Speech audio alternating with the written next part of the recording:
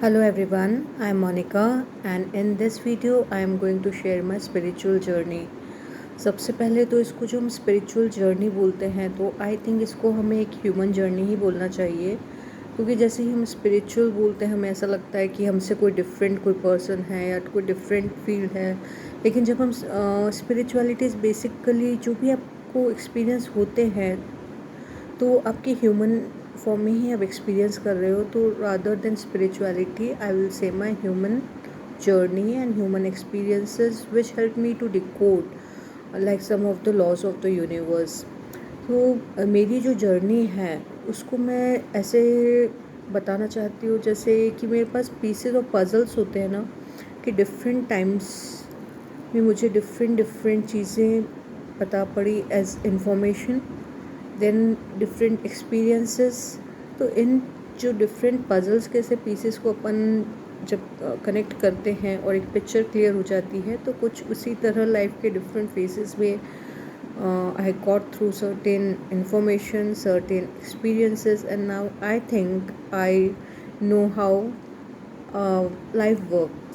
सो सबसे पहला जो मेरा पीस ऑफ पजल था that was in year 1999 when it was my sister's marriage.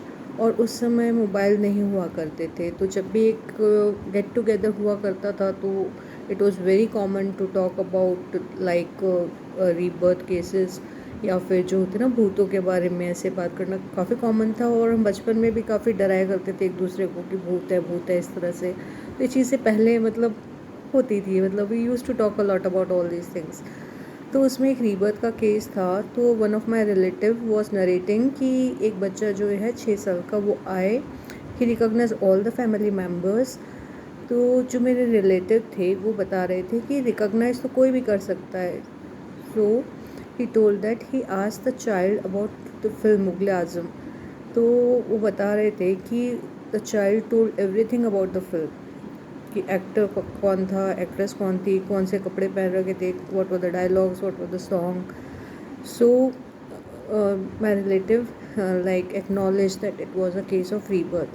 So it was the first piece of puzzle and it was the information that I knew in year 1999, but I was very young. I was 23 at that time. So it was just like a piece of information. हम किस्सा सुनते हैं और भूल जाते हैं, तो पर मैं भूली नहीं थी, it was in my subconscious memory. तो ये एक इन्फॉर्मेशन मुझे मिली। देन आफ्टर दिस केस, जो सेकंड मेरा जो पज़ल था वो था मेरा पज़ल कह लीजिए, एक एक्टिविटी बोल लीजिए, विच help me in my spiritual journey was the art of living course जो मैंने किया था 2001 में। एक्चुअली व्हाट हैपन, मेरा जो एमटेक के जो डिसर्टेशन अक्टूबर में था, मेरी मैरिज दिसंबर में थी, 1 दिसंबर। सो जो 1 मंथ का टाइम था बीच में करीब करीब, उसमें मैंने एक आर्ट ऑफ लिविंग किया था। तो जब मैंने आर्ट ऑफ लिविंग में वो सुदर्शन क्रिया कराते हैं, और सुदर्शन क्रिया के बाद ये हुआ कि आई वॉज़ वेरी स्टेबल, मुझे एक्चुअली कुछ भी नहीं हुआ, लेकिन बहुत सारे लोग रो रहे थे, like they were crying and. तो मुझे लगा ये क्या हो रहा है मतलब। और वैसे अगेन उस वक्त मैंने सोचा कि ये इन्हीं के एजेंट्स हैं, क्योंकि हम पहले जैसे अभी कॉमेडी शो होते हैं ना, पहले मैजिक शोज़ बहुत हुआ करते थे। तो जब हम मैजिक शो में जाते थे तो हमेशा मैजिशियन क्या करता था, एक ओल्ड लेडी के कभी चश्मा गायब कर देता, कभी स्टिक गायब कर देता था, and the lady used to run after the magician with chappals in hand. So तो माय फादर यूज्ड टू से कि ये इन्हीं के एजेंट्स होते हैं, like they work for them. तो मुझे लगा कि आर्ट ऑफ लिविंग में भी ऐसा ही होगा, ये इन्हीं के एजेंट होंगे। बट लेकिन वो सुदर्शन क्रिया मैंने सीखी, मतलब that was the second thing I learn which helped me in my spiritual journey. The third puzzle was when I was in Modi College of Engineering and Technology. There was English faculty and she taught me mantra. She taught me Mahamrityunjay mantra. Okay, so I learned, she taught me and I learned it and I practiced it for quite a long time. तो third puzzle मेरा ये था। Fourth मेरे साथ जो हुआ कि when I was in Udaipur, I was working in an engineering college as assistant professor. और इसको हम ब्लेसिंग इन डिस्गाइज कह सकते हैं कि जो मेरा स्टॉप था, पिकअप पॉइंट था, वो फर्स्ट पिकअप पॉइंट था। ठीक है, तो it took about 45 to 1 hour to reach college. तो जो मॉर्निंग टाइम में मुझे जो बस में टाइम मिलता था, उसमें 2 चीज़ें करती थी मैं। एक तो सुदर्शन क्रिया और ये महामृत्युंजय मंत्र में 108 टाइम्स मेंटली चांट करती थी। Everything was mental. ठीक है, तो ये मैंने अबाउट 9 years तक किया, टिल 2009।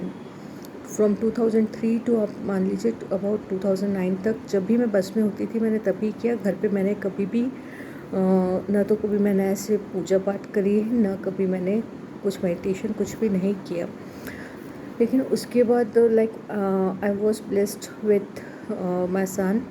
तो उसके बाद ऑलमोस्ट मैंने 3 years तक वर्क किया as a scientist in department of science and technology under women scientist scheme. और उसके बाद हुआ ये कि my sister took me to Brahma Kumari आश्रम, वहाँ पे के राजयोगा कराते हैं।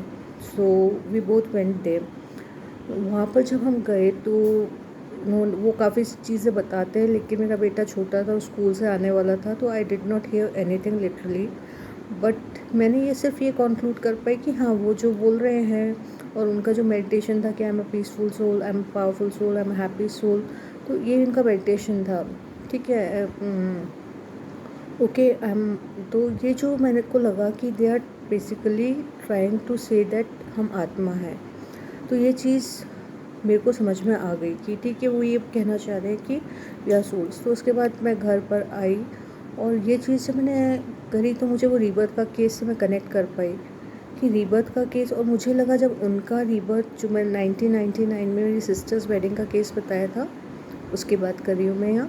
तो उनका जब रीबर्थ हुआ तो मुझे लगा कि हमारा भी रीबर्थ होता होगा, because universe as such is impartial. Like if anyone breathes oxygen, तो सभी को ऑक्सीजन चाहिए। ऐसा नहीं है कि अमीर है तो नाइट्रोजन ले लेगा क्योंकि नाइट्रोजन 79% है, ऐसा नहीं है। If I need oxygen then everybody in the world needs oxygen to breathe. Similarly death is also like ऐसा नहीं है कि अमीर बड़े आराम से मरेगा। मतलब डेथ भी ऐसी चीज़ है कि it is law of universe, I miss से। तो मुझे लगा जब रीबर्थ भी एक का हुआ है तो हम सबका भी होता होगा। तो मैं थोड़ा पीछे गई। तो फिर मैंने देखा कि जो मेरी डॉटर है, when she was about 2-3 years old, तब पहले मोबाइल नहीं हुआ करते थे और डीवीडी में हम वो सीडी आती थी जिसमें राइम्स वगैरह आती थी, वो चलाते थे। तो एक पर्टिकुलर राइम जिसमें ख़ास तौर पे एक मम्मा और चाइल्ड होता था, या लल्लाबाई टाइप ऑफ सॉन्ग्स होते थे, उसको देख के बहुत रोती थी। तो मुझे लगा, देन आई अंडरस्टूड वो भी उसकी रीबर्थ का कुछ होगा connection, that's why she is crying. And then I studied my son also. तो मेरा बेटा जो था उसको डेथ का बहुत फियर था। लाइक व्हेन ही वाज 3, तो वो किसी भी चीज़ को हाथ लगाता था, जैसे पेड़ों को, तो कि मम्मा मैं इस पेड़ को हाथ लगा दूँ, मैं मरूंगा तो नहीं। तो उसको भी डेथ का कंसेप्ट पता था। तो मेरे को ये चीज़ बहुत क्लियर हो गई कि हाँ, पास्ट होता है और पास्ट से हम चीज़ लेके आते हैं। और मैंने मेरा भी स्टडी किया तो मेरी भी कई चीज़ें थी जो मुझे लगा कि वो पास्ट से ही है।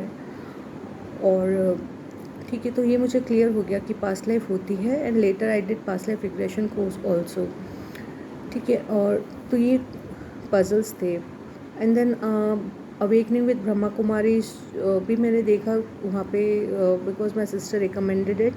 और वो ऐसा प्रोग्राम था कि जब उसको हम चलाते थे तो सब बच्चे, कोई देखता नहीं था टीवी, अदरवाइज अब कोई भी प्रोग्राम चला है तो रिमोट लेके बच्चे प्रोग्राम चेंज कर देते, लेकिन स्पिरिचुअल प्रोग्राम में सब दूर हो जाते थे। तो I use to watch it regularly.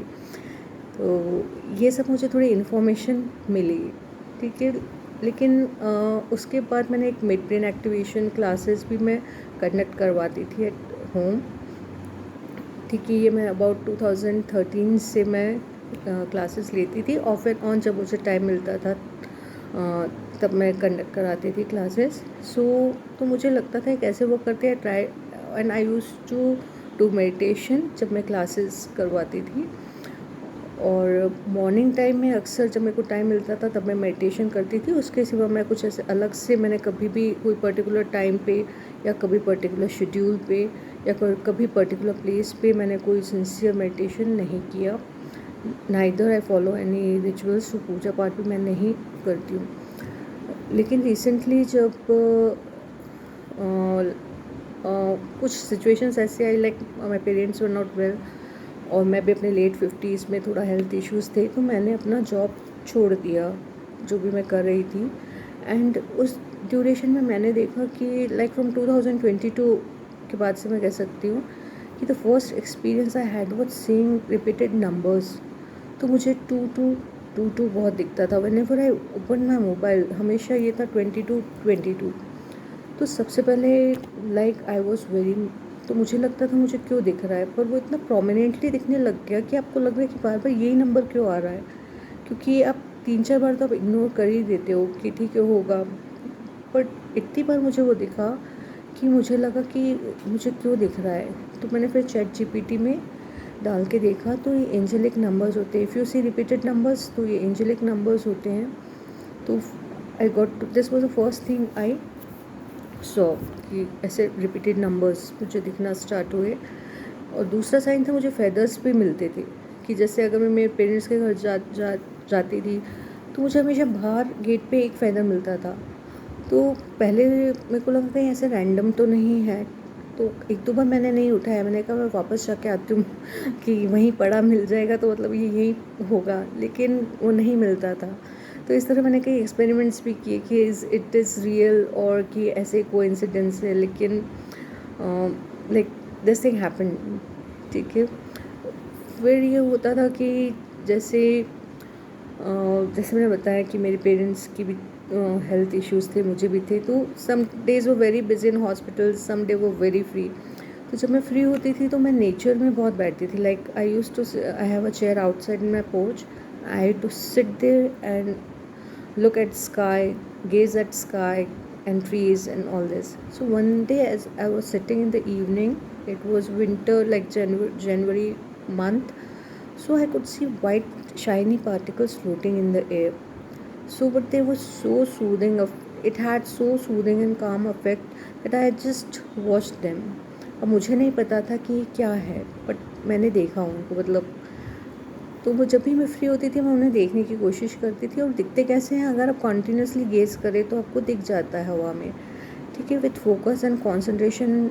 जैसे I use to sit for about hour, तो बिको जैसे 15 20 मिनट्स तक अगर मैं देख रही हूँ, उसके बाद I was able to see that white shiny particles. अब मुझे पता नहीं था पहले क्या है, लेकिन फिर मैंने प्राणिक ऊर्जा की क्लास करी थी, तो सर का फर्स्ट क्वेश्चन यही था, who can see amoeba like particles in the air. पर अमीबा हमें शुरू में अमीबा जैसे दिखते हैं, लेकिन आप उसको फोकस करें तो आपको एकदम वाइट प्योर शाइनी डॉट्स जैसे होता है ना, मोती जैसे, लेकिन उससे छोटे डॉट्स होते हैं।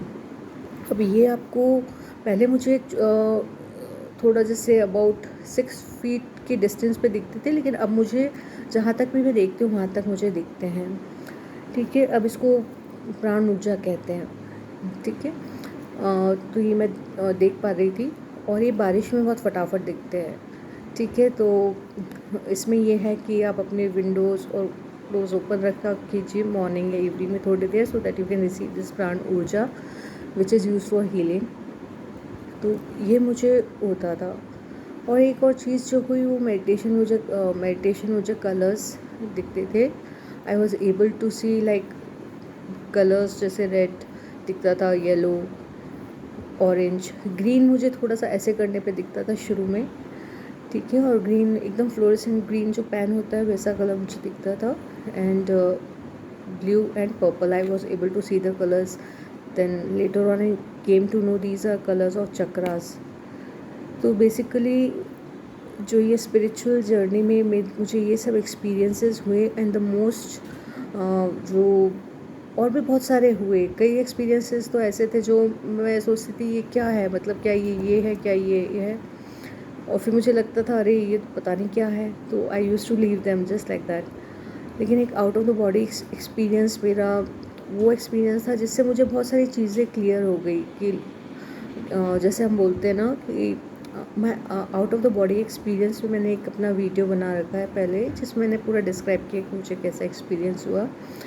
तो उसमें out of the body experience से मुझे बहुत सारी चीज़ें क्लियर हो गई लाइफ से रिलेटेड, ठीक है। और फॉर एग्जांपल छोटा सा जैसे हम बोलते हैं ना, मन लगा के पढ़ो, तो मन लगा के पढ़ो मतलब use your that energetic body to study. फिर हम कहते हैं ना भगवान सब कुछ देख रहा है, तो भगवान नहीं देख रहा आपको। In fact your energy body is knowing everything about you, और आप यूनिवर्स में वैसे ही ग्लो करते हैं अपनी एनर्जी के हिसाब से। जैसे आपने देखा ना 9 वॉट 12 वॉट का बल्ब, 24 वॉट का बल्ब, तो आप वैसे आपकी उस ऑरा स्ट्रेंथ या आप लाइट से ही पता पड़ जाता है कि मतलब अगर कोई डिवाइन एनर्जी है तो उस फ्रीक्वेंसी, आपकी फ्रीक्वेंसी को आराम से जज कर सकते हैं, because you know everything, your energy body knows everything about you, ठीक है। तो एनर्जी बॉडी और को जब सब पता होता है तो उसी अगर अच्छी होगी तो आपका शाइन बहुत अच्छा होगा, आपका ऑरा बहुत अच्छा होगा। ओके, सो मुझे बहुत सारी चीज़ें क्लियर हैं, and I am going to make a series of this, how my experiences can help people in day-to-day life. Okay, thank you so much for watching the video.